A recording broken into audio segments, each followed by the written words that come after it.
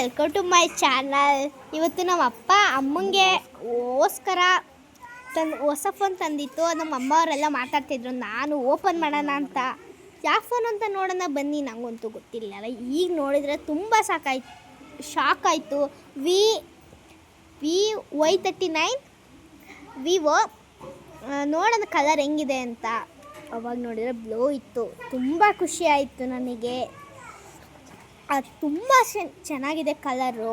ನಮ್ಮಪ್ಪ ನಮ್ಮ ಅಮ್ಮಗೋಸ್ಕರ ಗಿಫ್ಟು ಅಂತ ಬರ್ಡೇ ಇತ್ತು ಅಮ್ಮನ, ಅದಕ್ಕೋಸ್ಕರ ನಮ್ಮಪ್ಪ ತಂದುಕೊಡ್ತು.